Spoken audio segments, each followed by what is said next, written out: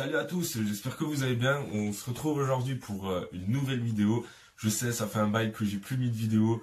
Je sais aussi que j'ai promis que j'allais sortir d'autres vidéos après la première vidéo que j'ai mise en ligne, mais j'ai eu pas mal de complications à l'hôpital, dans le sens que on m'a un peu trop shooté comme un cheval. Donc du coup, je passais mes journées, mes nuits à dormir, donc c'était pas très évident. J'avais pas la tête pour vous sortir de nouvelles vidéos. Pourtant, j'ai travaillé dessus, hein. Pour ceux qui me suivent sur Snapchat, j'avais mis des petites stories avec plein de feuilles que j'avais écrites et tout pour faire des sujets, des choses comme ça. Mais franchement, moralement, ça laisse pas du tout bien. Et physiquement, j'étais super fatigué ouais, j'avais pas la tête à penser à ça du tout. Mais là, maintenant, je suis là, je suis chez moi. Je suis parti une semaine à Bordeaux après l'hôpital, pour me faire un peu du bien, pour changer d'air. Et ça m'a fait super du bien, franchement. Je suis sorti de l'hôpital, j'ai pris mon billet d'avion, j'ai pris un hôtel, je suis parti tout seul là-bas. J'ai rencontré des abonnés que j'ai sur Snapchat. Je vous fais un petit coucou depuis l'Alsace du coup. Et ça m'a fait super plaisir de voir ces gens-là et tout, parce que franchement, du coup, ils m'ont fait un peu visiter Bordeaux. On a fait des petites soirées ensemble et des soirées en restant très soft. Je me suis limité à l'alcool et encore, j'ai pas trop abusé comme un cheval non plus. Mais zéro drogue. J'ai touché à zéro drogue depuis que j'ai fait ma dernière début de crise cardiaque. Et franchement, ça me va mieux. J'ai l'impression d'être quelqu'un d'autre depuis que je prends plus de drogue et ça me fait vraiment du bien. Et surtout, j'ai plus envie de me bousiller la santé parce que j'ai vu que ça allait trop loin. Là, bientôt un mois que je suis sorti de l'hôpital, j'ai encore des contre-coups, genre mentalement ça va à peu près, ça dépend des jours, je suis assez lunatique du coup, mais physiquement j'ai encore souvent mal au cœur, ça me tire. Là encore, il y a quelques jours de ça, il y a 3 jours de ça, j'étais chez des amis là et je suis sorti de chez eux parce que j'avais mal au cœur et tout. Je disais, écoute, il faut que je rentre, je suis pas bien. Et ça m'arrive tous les jours, hein, que j'ai mal au cœur comme ça, que ça me tire. Mais là, j'étais en train de conduire, j'étais dans la voiture et c'est la première fois que ça m'arrive. Je commence à faire un début de crise comme la dernière fois. Et par chance, j'ai réussi à me calmer. Mais je sais pas comment j'ai fait, hein, parce que je vous avoue, c'est les effets que j'ai eu il y a bientôt 2 mois. Je veux plus jamais les ressentir et je fais énormément de parano là-dessus parce que quand je tapais, je faisais de la parano sur mes problèmes parce que je savais que j'avais des problèmes, mais je savais pas c'était quoi. Et je me le suis tellement dit que au final, je me suis créé moi-même des douleurs de ce qu'on m'a dit à l'hôpital et les médecins. Et du coup, j'ai commencé à avoir ce bourdonnement à l'oreille que j'avais envie de m'exploser la tête contre la vitre de la voiture et je commence à avoir des pulsions électriques. J'ai complètement pilé en plein milieu de la route, je me suis arrêté, j'ai repris mon souffle, je suis vite fait rentrer en bombe chez moi, j'ai demandé à mon père qu'on aille se promener, il était minuit ou minuit et demi, je lui ai dit viens on va se promener, il faut que je marche, ça va pas et tout. Et ce que j'essaie de vous faire comprendre, c'est que c'est bien beau quand on tape, tu vois, mais tant qu'on n'a rien, on peut pas parler comme moi je parle. Parce que la plupart des gens m'ont dit, c'est vrai, toi tu peux te permettre de parler comme ça parce que toi, t'as eu des vrais problèmes physiques et je pense que si t'avais pas eu de problèmes physiques, t'aurais jamais arrêté. Et je suis honnête entre vous, si j'avais jamais eu de problèmes physiques, je pense qu'à l'heure actuelle, je serais encore là à me taper des traces, à faire vraiment n'importe quoi de ma vie. Et cette douleur physique, donc en gros mon corps m'a dit maintenant stop, t'as abusé, t'as vraiment trop abusé, maintenant il faut que t'arrêtes parce que sinon la prochaine fois je te fais la même chose, mais sauf que tu y restes et tu te lèveras plus pour refaire tes conneries, tu vois. Et c'est ça qui m'a donné la force mentale en fait, de me dire je veux plus. Justement, exprès je continue à aller en teuf, exprès je continue à traîner avec mes fréquentations ils tapent tous, que ce soit de la coke, de la quai ou ce que vous voulez. Peu importe, je fais exprès justement tous les week-ends d'aller en teuf pour voir si mentalement je suis assez fort et ouais, mentalement je suis assez fort parce que on peut faire n'importe quoi devant ma gueule. Mes potes, exprès, je leur dis faites vos traces devant ma gueule, vous verrez, je voudrais rien, j'aurais même pas l'eau à la bouche et effectivement j'en ai rien à foutre parce que justement je sais que si je tape, je vais de nouveau avoir ces douleurs, les bourdonnements, les coups de jus électriques. Ah, je vais commencer à trembler, à paniquer, à pleurer et à être en PLS. Et ça, je veux plus. Je veux plus. Maintenant, ce que je veux faire, c'est avancer dans ma vie. Parce que depuis que je tapais des drogues, j'ai perdu énormément de choses. J'ai perdu la plupart de mes potes. J'ai failli perdre ma famille. J'ai failli me mettre dans le mal, comme je vous l'ai dit dans l'autre vidéo, que j'avais fait perdre le boulot à ma mère en partie. Parce que c'est pas vraiment de ma faute comme elle me l'a dit, mais pour moi c'est de ma faute si elle a fini dans un état dépressif. Mais vous voyez, ça engendre plein de choses. Je travaillais en Suisse hein, jusque-là. Je me suis embrouillé avec mon patron parce que ben voilà, même au travail, j'étais sous coke toute la journée parce que je faisais un travail assez difficile en Suisse. J'étais monteur de foire exposition, donc du coup, je faisais du 17 heures par jour pendant des semaines et j'en pouvais plus. Et j'ai balancé mes rouleaux et mes pinceaux à la gueule de mon patron tellement qu'il m'a énervé. Tout ça, c'est à cause de quoi? C'est à cause de la coke. Et j'ai perdu mon travail en Suisse du coup. Donc là maintenant, je me retrouve au chômage. Toutes les thunes que je me suis fait, j'ai claqué 17 000 euros. 17 000 euros dans cette coke de merde. Il y a tout qui est passé dans mon nez. Vous vous rendez compte, 17 000 euros, ce que vous faites avec, j'aurais pu m'acheter une putain de voiture, j'aurais pu me prendre un appartement, j'aurais pu faire plein de choses. Et malheureusement, ben, j'ai niqué tout ça. Genre à chaque fois, je me disais, putain, vas-y, je vais pas avoir assez pour de l'acier. Alors que quand j'étais en train de me trimballer à Mulhouse ou à Strasbourg pour m'acheter des sapes, et que je voyais ouais 40 euros le t-shirt, je pensais tout de suite en mode ah ouais mais attends gros, attends. Tu veux dépenser 40 euros pour un t-shirt, après comment tu vas faire pour payer un demi hein? Et je raisonnais comme ça, du coup 17 000 euros qui sont passés dans mon nez, je me suis pas fait plaisir. En un an et demi, je me suis pas fait plaisir. Le seul plaisir que c'était la drogue. Ce que je pensais pour moi, c'était mon plaisir. En fait, non, c'était pas mon plaisir parce que ma drogue, je l'ai jamais kiffé. On dit toujours, ouais, putain, j'ai kiffé mon Taz, ouais, j'ai kiffé ma trash, j'ai kiffé ma somme. En fait, t'as rien kiffé du tout, mon gars. C'est justement quand tu tapes, tu kiffes rien parce que après, même si t'es pas forcément dans le mal ou t'as pas de retour comme moi, mais au fond, t'es quand même pas bien et tu culpabilises de quelque chose, tu sais pas c'est quoi. Mais moi, pendant un an et demi, je me suis pété les couilles. Excusez-moi du terme, mais je me suis vraiment pété les couilles à me taper des descentes de merde, à faire, à déprimer chez moi. Et à chaque fois, je me disais, ah ouais, putain, j'ai kiffé mon Taz. Mais non, regarde, mon Taz, il m'a pas mis bien, tu vois. Genre, je suis là, je suis en descente pendant une semaine, je parle plus à mes potes parce que j'ai envie d'être seul, je pleure parce que je sais même pas pourquoi je pleure. Et avec l'AC, c'est pareil. Moi, j'ai eu des gros soucis avec l'AC, comme vous le savez, mais là, à l'heure actuelle, je veux plus rien savoir. Dites-vous, même quand je suis sorti de l'hôpital, je vais pas citer le nom de mon pote, hein, mais le jour même que je suis sorti de l'hôpital, je suis allé chez mon pote avec mon cousin. Et là, il a sorti un beau petit caillou, tu vois. Et franchement, sur le coup, vu que je sortais de l'hôpital et que j'étais fraîchement sorti de tout ça, j'ai passé mes 2 semaines et demie les pires de ma vie parce que t'as un contre-coup après avec l'AC, tu vois. Et ben, j'avais envie de taper, mais après j'ai pensé à tout ce que je viens de faire à l'hôpital. Je me suis dit, tu veux niquer 2 semaines et demie pour une trace? Parce qu'à savoir que ouais, le contre-coup de l'AC, personnellement, moi, ce que ça m'a fait tellement que je tapais, à l'hôpital, j'avais des contractions musculaires, mais 24 heures sur 24, je devais prendre une dizaine de douches chaudes par jour pour enlever les douleurs. Je prenais 12 médicaments par jour. Un matin, 2 fois le matin, 2 fois l'après-midi et une fois le soir. Et t'es vraiment pas bien, tu fais des rêves bizarres, t'as mal partout, t'as des mal de tête, t'as le nez qui coule, alors que tout ça j'avais plus. Depuis que je tapais de l'AC, j'étais jamais malade, j'ai jamais eu de fièvre, j'ai jamais eu de contraction musculaire, j'ai jamais eu de mal de ventre, rien de tout ça. Et franchement, ça en vaut pas la peine. Hein, j'avais perdu plus de 12 kilos. Là maintenant, depuis que je suis sorti de l'hôpital, j'ai exactement presque pris 10 kilos.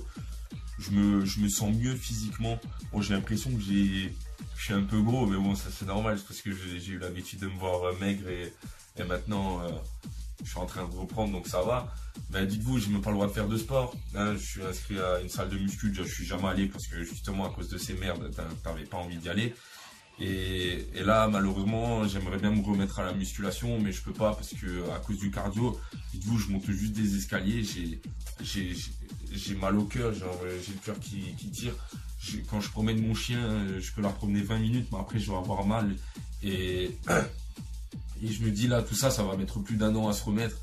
Et ça engendre plein de choses, tu vois, genre le sport je peux pas faire, la muscu je peux pas faire, du vélo limite, en gros je peux pas, pour l'instant je peux rien faire, même un boulot physique je peux pas, et même moi je me sens pas physiquement de retravailler comme j'ai pu travailler avant en Suisse, là, à 17 heures par jour, à monter mes stands toute la journée, et non, je peux plus. Et tout ça, il faut y penser. Il faut vraiment y penser. Et malheureusement, on y pense quand c'est trop tard. Bon, je vais arrêter de vous casser les couilles avec tout ça. Je voulais juste vous faire une petite vidéo pour vous dire qu'après l'hôpital, ça s'est super bien passé, que mentalement, j'ai changé et j'ai une autre optique de la vie. Et maintenant, je compte profiter de la vie comme on l'a profité avant quand on était gamin, genre. Même avant les drogues, dans l'adolescence, on n'a jamais eu besoin de drogue pour s'amuser jusque maintenant. Et je me dis, je peux m'amuser autrement. Parce que le truc, c'est que moi, avant mon passe-temps, ben, justement, c'était de tirer des traces à longueur de journée. Et du coup, je savais plus quoi faire de mes journées. Et là, le fait que j'étais pendant plus de 2 semaines et demie à l'hôpital, tout seul, toute la journée, à rien foutre de ma journée, ben, ça m'a remis en question de qu'est-ce que je pourrais faire de normal dans la vie. Et du coup, là, j'essaye de refaire des choses à peu près normales, de m'occuper, d'être là avec ma mère. Parce que vu que ma mère, là, pour l'instant, elle est en recherche d'emploi, elle est en train de faire des cours d'anglais et tout. Du coup, je reste avec elle à la maison. Mais je sors un peu, mais voilà, j'essaie de faire des choses normales. Là, j'ai essayé de recontacter mes potes d'avant, ceux qui ne vont pas en teuf, ceux qui font des choses normales, qui se droguent pas à rien. Et refaire des petites soirées hors teuf. Et sans toujours du boum boum boum et ce monde psyché. Mais par contre, je leur dis, parce que j'ai vu des commentaires que ouais, tu dis que le monde de la teuf, c'est à cause du monde de la teuf et tout, c'est ça. Non, du tout, moi j'ai plus tapé à la maison qu'en teuf. Je dis en teuf parce que voilà, je suis un teufeur et que pour ceux qui ne le savent pas, j'ai énormément de suivi sur Snapchat et ça, c'est uniquement des gens de la teuf et c'est juste pour. Parce que je sais que j'en connais plein qui se calment, mais il y en a, ils ont fait pire que moi. Et si les vidéos que je fais, ça peut les sensibiliser et les faire réagir, ben, je préfère leur dire, ouais les gars, quand vous allez en teuf, prends juste une bouteille d'alcool et reste là, tu vois. Moi, le monde de la teuf, hein, je l'adore, hein, j'ai jamais eu besoin de drogue pour kiffer le son, pour kiffer la teuf, hein, pas du tout. Mais justement, ceux qui pensent ça, c'est que vous n'êtes pas fait pour la teuf. Et moi, je respecte le milieu de la teuf, hein, je fais partie d'un sound system aussi. Et d'ailleurs, je verrais pas pourquoi je devrais dire que la teuf est provocateur de tout ça, pas du tout. Moi, j'ai voulu taper à la maison, c'est mon problème, j'assume entièrement. Et c'est juste, voilà, comme dit, je veux faire un peu la sensibilisation, surtout que là, maintenant, on voit de plus en plus des jeunes de 14-16 ans à venir en teuf. Déjà, c'est du gros n'importe quoi. Et j'aime bien tous les gens, là, vous dites, ouais, méfiez-vous à qui vous envoyez les infos, les trucs et tout. Mais genre, et ces jeunes de 14 ans et 16 ans, vous réfléchissez comment ils viennent en teuf. Ils viennent pas en trottinette ou en poney volant. Hein. Les petits que vous voyez en teuf, automatiquement, ils sont emmenés par des gens en voiture qui sont majeurs, vaccinés, qui ont le permis et qui ont une voiture. Donc il faut arrêter de dire ouais, les minots. Arrêtez d'emmener des minots en teuf, on aura déjà moins de problèmes, il y aura déjà moins de minots avec des mâchoires de cheval et des yeux de hibou tasés à la mort en mode comme ça, tu leur parles, ils comprennent rien à leur vie.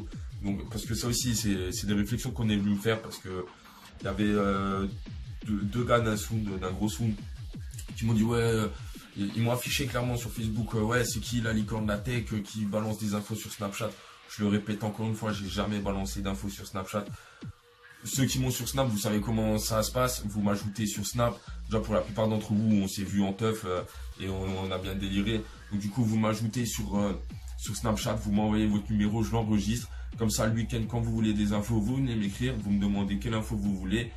J'ai juste à cliquer sur ton numéro, je t'envoie l'info parce que du coup je sais qui t'es et je t'envoie pas les 30 infos que j'ai dans le week-end, je t'envoie uniquement l'info que tu veux et Et mon système marche, ça fait plus de 2 ans que je fais comme ça et j'ai jamais eu aucun problème. Donc du coup, je tenais juste à préciser que si aussi je demande aux gens de m'ajouter sur Snapchat, c'est parce que sur Snapchat, tu peux voir les stories, tu peux voir la tête des gens, tu vois, si je vois qu'ils sont trop jeunes ou qu'ils posent trop de questions, je les supprime et basta. Moi, mon but, c'est pas d'avoir 20 000 personnes sur Snapchat, c'est juste, je veux faire kiffer les gens parce que à l'époque, quand j'ai commencé les teufs, j'avais zéro info, je galérais à avoir des infos, il fallait que je trouve des potes qui avaient une info et encore, il y en avait qu'une. Et si t'avais pas de chance, c'était une teuf de merde. Donc, là, il y en a plein qui me disent quand même, ouais, c'est bien ce que tu fais et tout, parce que nous, on galère à trouver les teufs. Et c'est quand même pratique ce que tu fais, parce que du coup, on a le choix des teufs et on galère pas. Et au moins, le week-end, on peut aller en teuf. Donc, ça me fait grave plaisir. Et ça, c'est mon but aussi. Mon but, c'est pas d'avoir 20 000 personnes, comme je l'ai déjà dit. Je veux juste que vous kiffez et j'ai envie de vous faire kiffer. Mais dites-vous à chaque fois que vous prenez de la drogue, je vous refais une petite parenthèse sur la drogue, pensez à moi, pensez à tous les messages que vous m'avez envoyés, les messages de soutien, et toutes les fois où vous m'avez parlé en me disant, ouais, est-ce que si je fais ça, est-ce que ça peut mener à ça, ou comment je fais pour soigner ça et tout. Quand tu seras devant cette drogue, dis-toi, ouais, putain, j'ai posé toutes ces questions au gars l'autre fois là qui est allé à l'hôpital, qui a failli faire 3 crises cardiaques à cause de cette merde. Et pensez à ça, peut-être ça vous fera réfléchir, peut-être ça vous freinera, ou peut-être ça vous donnera la motivation d'arrêter. Mais en tout cas, pensez à moi si vous voulez.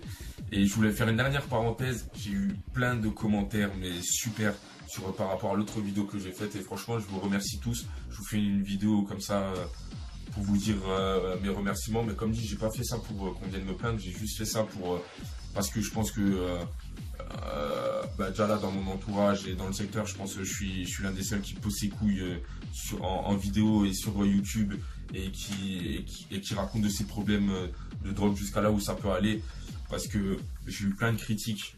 Genre ça, malheureusement, c'est comme ça, c'est la vie, il faut les accepter. J'ai eu énormément de critiques comme quoi je sais pas pour qui tu te prends, ou t'es un drogué de merde, ou des trucs, franchement, je les ai même plus en tête, tellement que c'était des gamineries ou des gens qui ont partagé juste pour rigoler. Mais sachez juste que vous êtes des gros gamins en fait, parce que peut-être que vous riez de moi, mais peut-être vous avez des problèmes pires que moi et vous assumez pas vos problèmes en face. Et je trouve ça malheureux que des gens rigolent, parce que normalement la teuf c'est pas ça. La teuf on se soutient, il y a de l'entraide, et on n'est pas là pour se moquer des gens parce qu'on est tous pareils. Et je pense que ceux qui font ça, ils respectent plus trop ce mouvement d'entraide et de partage et tout. Moi justement, je prends mon exemple pour aider des gens qui se disent jusqu'à maintenant, la drogue ça fait rien, mais ils ont vu mon exemple et ils voient que ça fait quelque chose. Et moi je m'en bats les couilles, franchement, je m'assume, je me mets sur YouTube, j'affiche ma vie, mais tant que je sensibilise quelques personnes, j'en ai rien à foutre. Ceux qui rigolent, de toute façon, j'en suis sûr, là, ceux qui ont rigolé l'autre fois et qui ont parlé bête, vous allez voir cette vidéo, et si vous l'avez vue jusqu'au bout et que vous me lâchez un commentaire juste après, c'est que je vous porte quand même de l'importance si vous regardez cette vidéo. Donc du coup, moi ça me fait que rire, et en même temps tu me rajoutes un petit vue, tu vois. Après je m'en bats les couilles, je fais pas ça pour les vues, tu vois. Mais juste pour dire, tu critiques, mais tu regardes quand même les vidéos, tu partages, tu la re-regardes avec tes potes, donc c'est que je te porte de l'intérêt, et c'est qu'au fond de toi, tu es d'accord avec moi et tu penses que j'ai raison. Mais bref. Du coup, voilà, j'ai fait une petite vidéo d'à peu près 20 minutes. Je vais vous laisser tranquille, j'ai assez parlé. Du coup, je pense que pour les autres fois, je vais faire des petits vlogs comme ça. Je vais voir, même s'il y a des gens, admettons, qui veulent faire une fois une vidéo YouTube avec moi. Vous venez m'écrire sur mon Snapchat, je vous le mets juste là en dessous. Et je vous mets mon Instagram là au-dessus si vous voulez passer sur Insta, voir mes petites photos de teuf et tout, parce que justement j'utilise plus du tout Facebook, et sur Instagram je mets énormément de publications de toutes les teufs que je fais avec les vidéos et mes petits délires soirées et tout. Donc du coup je répète, l'Instagram ici, le Snapchat ici. Si tu veux me suivre, voir ce que je fais tous les jours de ma vie, tu vas sur Snap. Et si t'as kiffé, mets un petit pouce et partage la vidéo si ça peut faire réagir des personnes. Et voilà, je sais pas ce que je vais faire comme vidéo les autres fois, mais je vais essayer de vous gérer quelque chose de bien, et on va gérer ça. J'en dirai pas plus, j'ai des petites idées, mais je vais pas tout dire maintenant. Donc du coup, si jamais pour ceux qui me suivent sur YouTube et qui vont regarder cette vidéo et que le 24 décembre vous faites rien, j'organise une soirée au studio Sagelio à Strasbourg. On fait une soirée acid-core, tribe, mental, Frenchcore, hardcore. Pour moi, il y aura zéro drogue. Pour vous, vous faites ce que vous voulez. Mais c'est juste la petite parenthèse. Et en guest, j'aurai Stanik pour ceux qui connaissent. Et il y aura d'autres DJ encore. Je vous mets le flyer là. Si j'arrive dans le montage à mettre le flyer, je vous le mets là en dessous le flyer. Et vous verrez, ça va être du lourd et ça me ferait vachement plaisir de vous voir parce que du coup en même temps je fêterai mon anniversaire au studio le 24 décembre. Donc je vous dis à la prochaine et passez une bonne soirée.